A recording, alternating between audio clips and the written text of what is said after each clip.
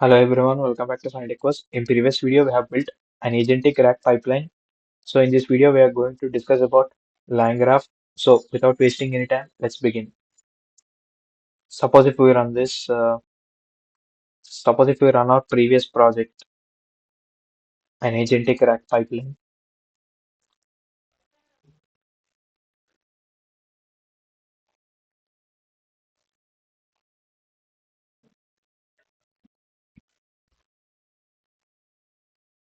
So it's asked to prompt. I'll give, tell me the time. The time is 4:55, right? Again, multiply.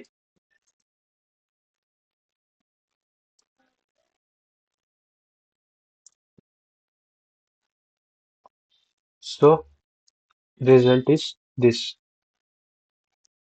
So, but it's okay. Until now, it's completely fine. Now I'll ask, read my entire document, summarize it, and translate it into some Hindi language. So let's try. I'm not able to summarize your document as you didn't provide one. If you provide document, I can try to assist with summarizing and translating it into Hindi. But but why? Because the agent which is built by us only know these. We ask a question, it takes one decision, it selects from, it selects a tool from that, generates answer. That's it. Our agent does, that's it, right? But real world AI applications don't work like that. For satisfying these conditions, we'll use the LangGraph. So let's understand LangGraph by coding. Come on, let's proceed. So let's install our LangGraph. Install space.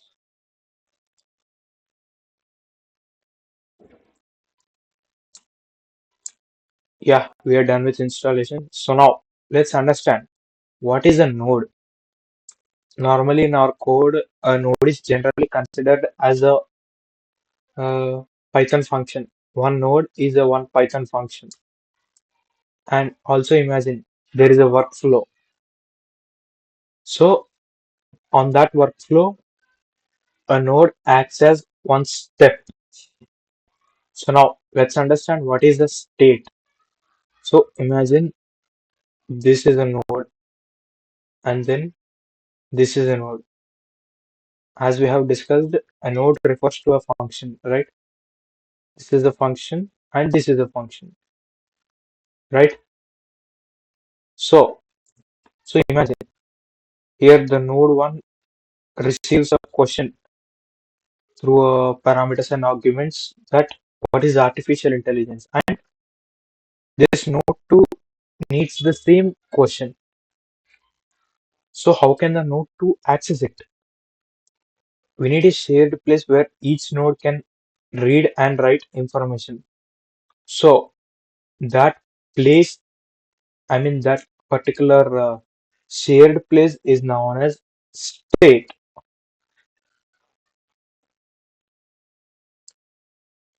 So here,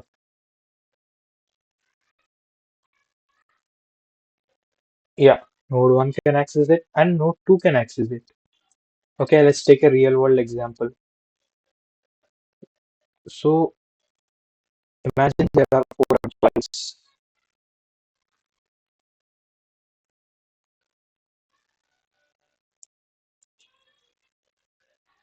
Three, third employee, and he is the fourth employee. So here employee one writes the information in a book. right? Number two, reads the information in a book. Number three, updates the information in a book. And number four, reads the updated information of that book. Some R1, okay, are you updated? Got it? So here, what is the state? Let me know in the comment section. So here, the state is nothing but here the notebook is a state. Similarly, like this, here this shared place is known as a state, right? Now let's implement this practically. I'll create a new file called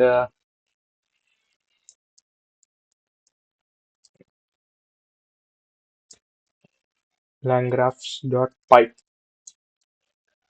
Cool. So first of all, how to create a state?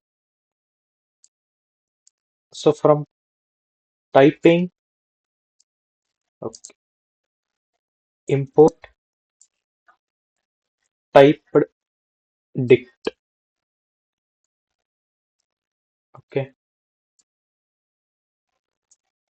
So in this way we can import our state. Don't worry, I'll explain it. Now we need to use some plenty of oops concepts. We need to create a class, and I'll name this as agent state, and here I'll pass type dict. Don't worry, we'll learn about this. Don't worry. And here we need to give our question as well as answer. I mean, this class consists of question and answer. So question, which is a string data structure,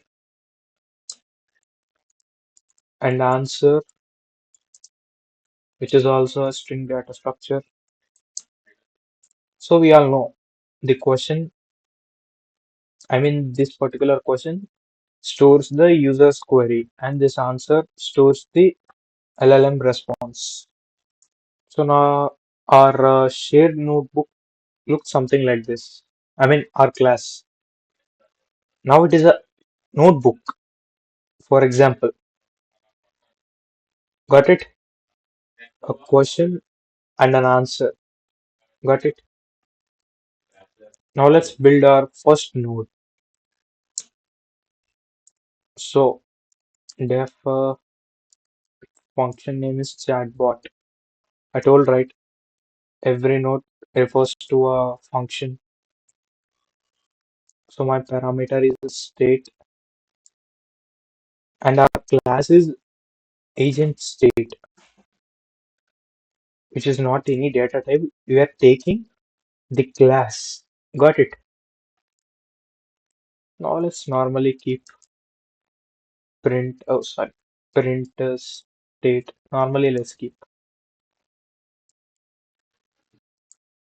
So nothing complicated. So this particular node receives this particular class or notebook, right? Through this, right? So we have imported our grok model, right? So now let's create our LLM.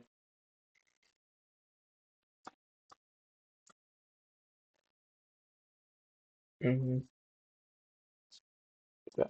For now, I'll keep something like print state, just normally. So let me create an LLM,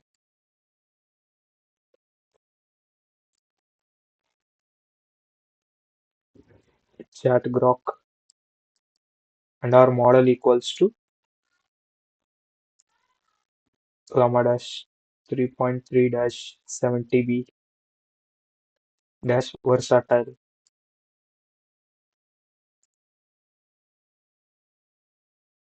Fine. And our API key. Okay. Let's do one thing. Let's just normally keep our API key.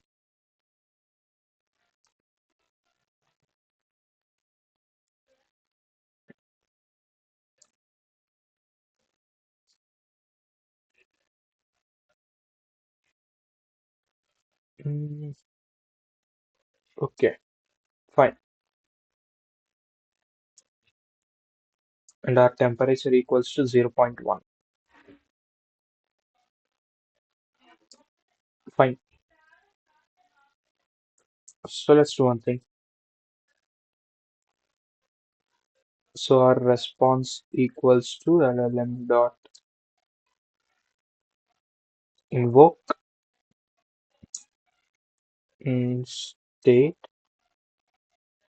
at index of our question. Got it? Nothing complicated. This part means the particular node. This is a node, right? This opens this notebook, this notebook or a class, anything.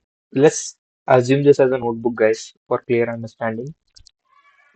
So in that notebook, we have two pages, question, answer, right?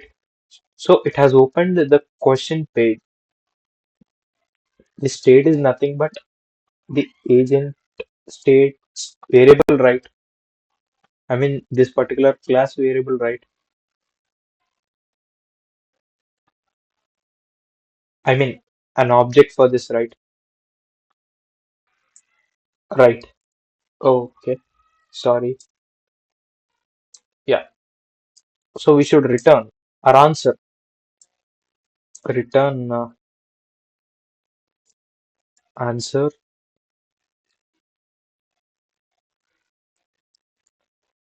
response dot content.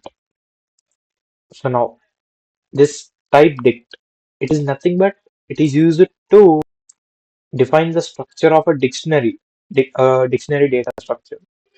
So normally we write, suppose we have a variable x which is equals to just saying answer. So, okay, some height, anything it might be just for confirmation. I mean just for explanation. I'm telling answer one hello. Just think normally a Python can understand the dictionary through key. I mean it has keywords. It can understand, right? But we should define the keys. I mean, this question should be a key here. This answer should be a key. So, like that, to define that particular key, we use type dict. Got it? Nothing complex. So now, let's code run. Obviously, no, because it is nothing. Just we have created a class and a function, which is fancily known as a node, and we have created an LLM. That's it. It will not run because we haven't created a graph. We have created only a node. That's it. What's the use of a node without a graph, right? So first of all, what is a graph?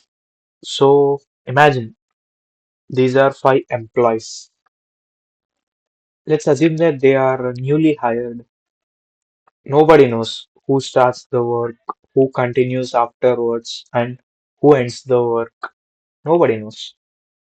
So for them, a manager is required. So that manager is called graph. Just a real world example.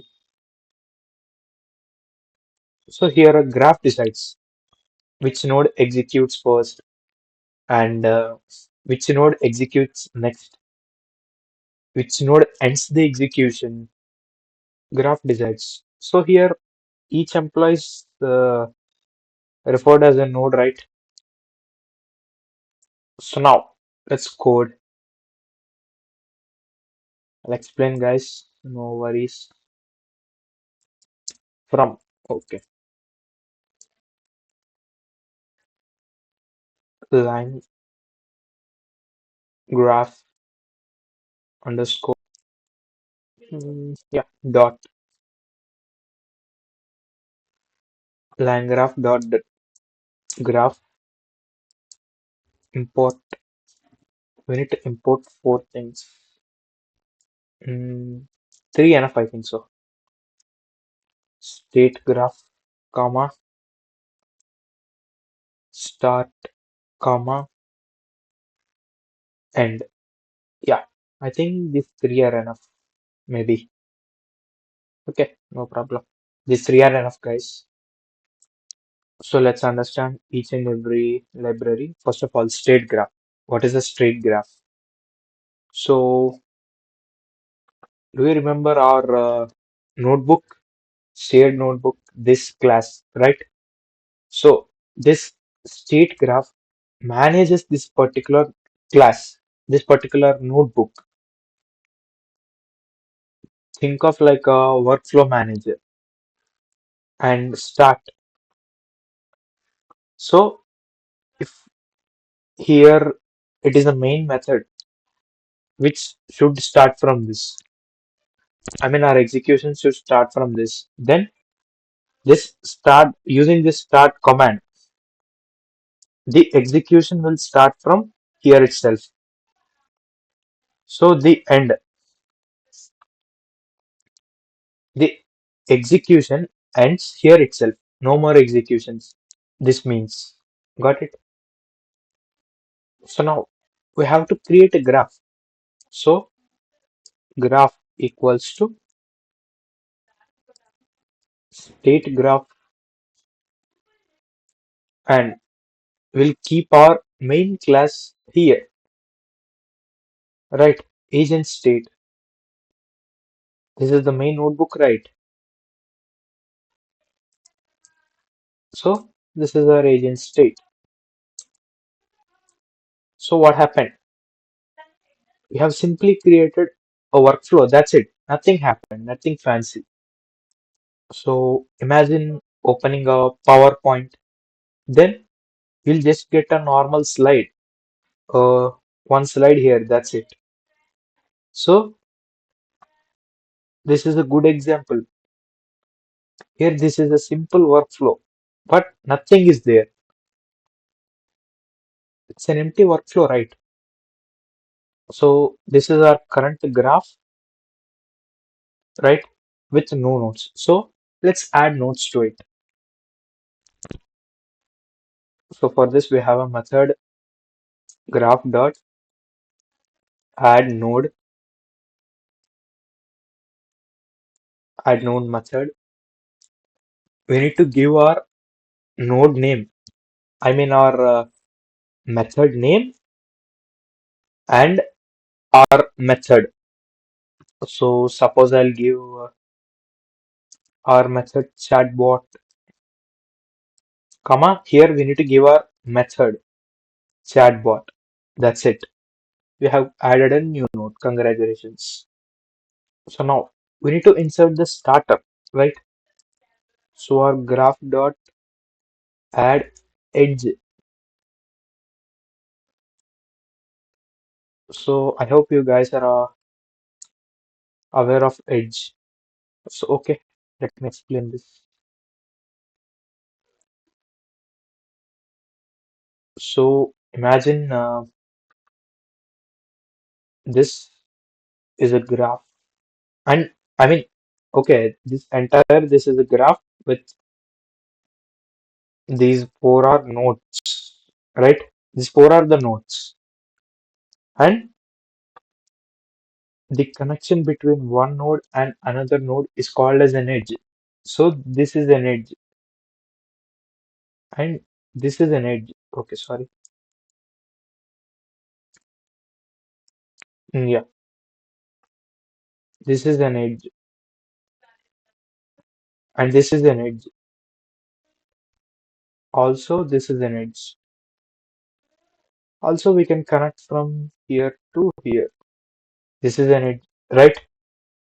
So here, the edge is nothing but a connection between one node and another. So let's add an edge, and the starting edge itself is nothing but our chatbot we are giving. So let me explain this. So imagine we have to execute this graph. So we have numbers like 1, 2, 3, 4,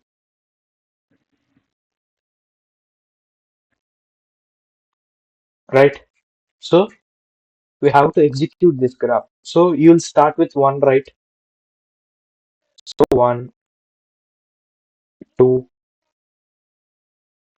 and then 3, 4, right? So we'll execute like this,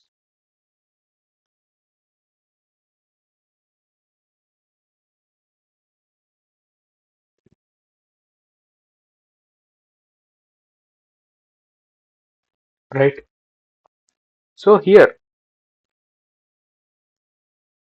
we know we have to start from 1. So similar to that, while the execution of this particular graph start comma chatbot, which means our graph execution starts from this particular node. We're just saying that. That's it, okay? Also, let's insert our ending graph dot add edge and comma. So our ending node is also chatbot, which means we have only a single node. We have to start from that particular node and execute the process inside it, and we have to end this node. But don't forget that we should insert the ending. Even though we don't have a specific node for ending, we should insert this node, chatbot node itself, because we have only this node, right? So compulsorily we need to insert the ending. Got it? So that the workflow looks something like this. Start. When the execution is started, the starting node is chatbot, right? Also the starting node is, I mean, also the ending node is chatbot. So end. Here the process inside chatbot will occur. That's it. Nothing complex. So congratulations. This is our first line graph. I mean, a basic one, but we built it. So creating itself is not enough, guys. We need to compile this. So I'll create a variable called app, which is equals to our graph dot compile. So our graph gets compiled. Now, what is compile?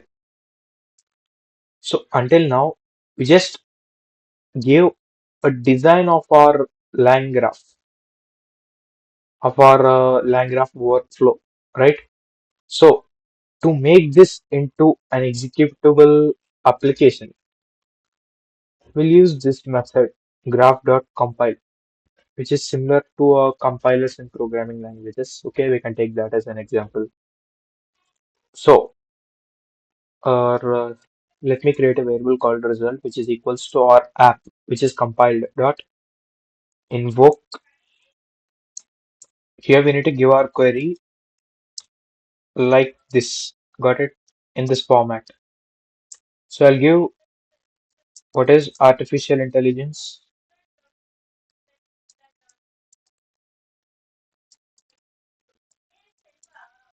So what happens internally? So initially, this is the query which we have asked, right? So then initially, it calls our first node, which is our chatbot node, right? So this is our chatbot node, right? State question. Got it? So then it returns answer response dot content. It calls the grok, and this all will happen. Got it? Right? So let's print our result first of all, and let's see the output. The output will be very surprising.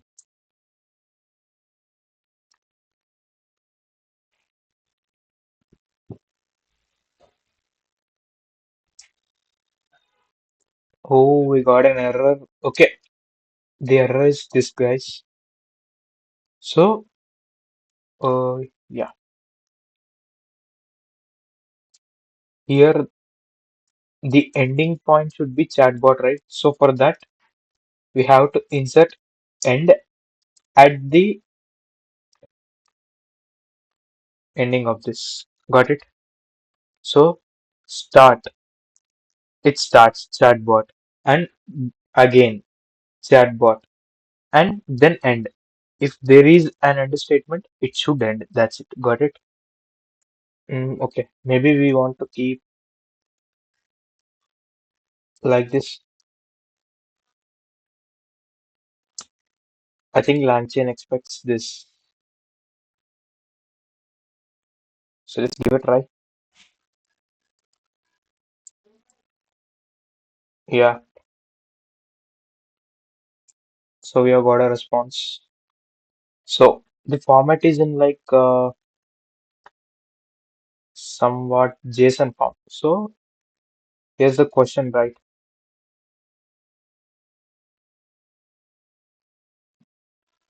And here the answer ends. Yeah, as we can see. Question: what is artificial intelligence? Answer: artificial intelligence refers to development of computer systems that can perform tasks. Okay, anything it might be. So in this format, we have got the answer. But have you noticed something?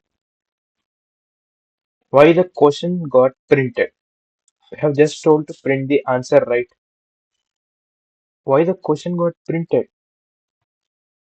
Because it merges the return value into an existing state. So imagine a notebook consists of this part. Question: what is AI? So after we got to know about answer, we'll write something like AI is a technology, something like anything it might be. So see here, here we have got the answer and we have got the question. But after getting the question, have we erased the answer? I mean, we didn't remove the question, right?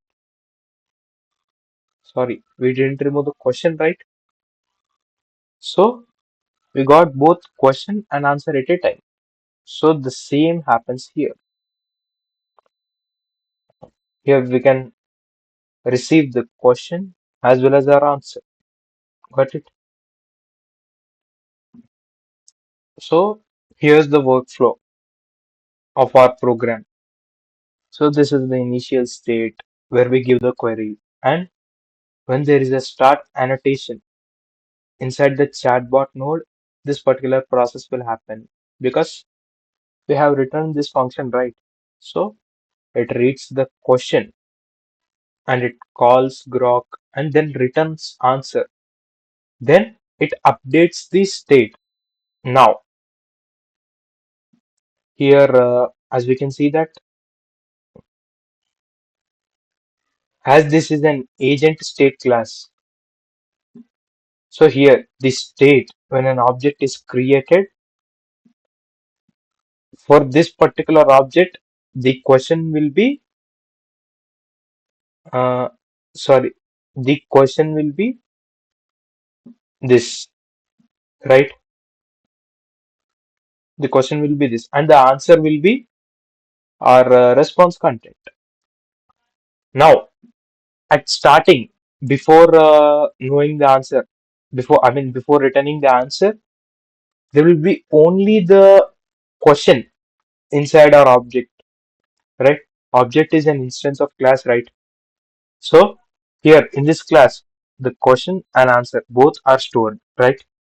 So here, when in this object, when our question is stored, then the question itself stays like that.